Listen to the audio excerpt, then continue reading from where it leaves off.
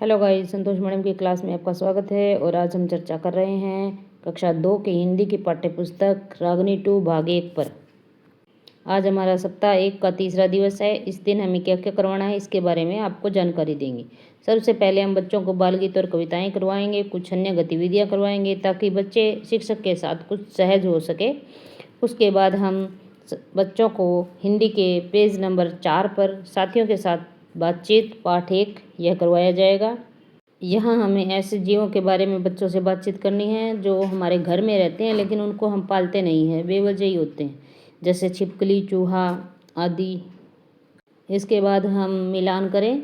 इसमें काम दिए गए हैं पुरुष महिला और दोनों के काम, जैसे वे बच्चे परिवार में देखते हैं उस हिसाब से मिलान करना है। इसके बाद देखें और लिखें। यहाँ आपके यहाँ इन्हें क्या कहते हैं, इस तरह के ये जो चित्र दिए गए हैं इन चित्रों को पहचान कर इनके बारे में लिखना है।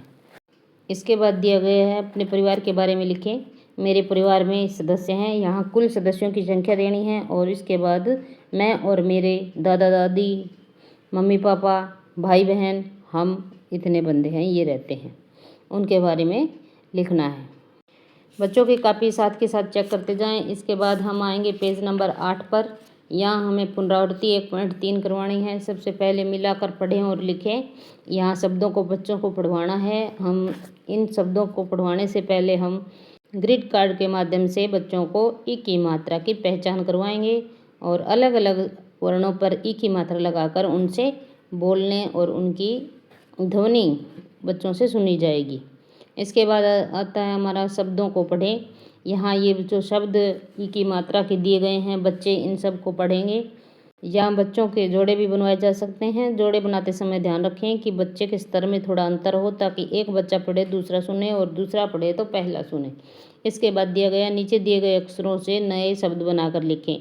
यहाँ जो शब्द अक्षर दिए गए हैं सबसे पहले उससे क्या शब्द बन सकता है वो लिखना है। जैसे ती से तिलक, ची से चिमटा, सी से सिर, जी से जिसका।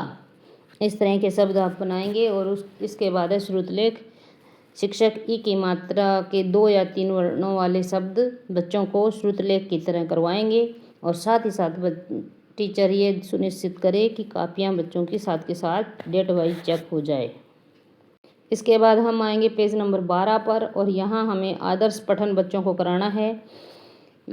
यह पाठ तीसरे और चौथे दोनों दिन पढ़ाया जाएगा। सबसे पहले अध्यापक इसका आदर्श पठन करेगा और बच्चे सिर्फ सुनेंगे। दूसरी बार में अध्यापक पढ़ेगा और साथ साथ बच्चे उनके दौरान करेंगे। इस तरह से 2-3 बार बच्चों को पढ़ाया जाएगा। उसके बाद बच्चों को अध्यापक के मार्गदर्शन में पढ़ाया जाएगा। बच्चे एक दूसरे से सुनेंगे और अध्यापक भी साथ साथ सुनेंगे। शब्दों को बार बार पढ़वाएंगे बच्चों से। और 3 से 4 बच्चों को कक्षा में आगे खड़ा करके उनसे भी पाठ सुनने की कोशिश करें। इन बच्चों को पढ़वाते समय यह ध्यान दें कि प्रतिदिन अलग अलग बच्चे पाठ को पढ़ें। 3-4 बच्चे जो भी आप आगे बुलाएं वे अलग अलग हों, सेम बच्चों से नहीं पढ़वाना पाठ। आप कक्षा के सभी बच्चों की संख्या को 5 से डिवाइड कर सकते हैं। और जैसे 20 बच्चे अपनी कक्षा में हैं तो 4 बच्चों को प्रतिदिन आगे आकर पढ़ने का कार्य दें, ताकि सभी बच्चों का मार्गदर्शन में पठन हो सके। ओके गाइस, आज के लिए बस इतना ही। Like and subscribe my channel. Thank you.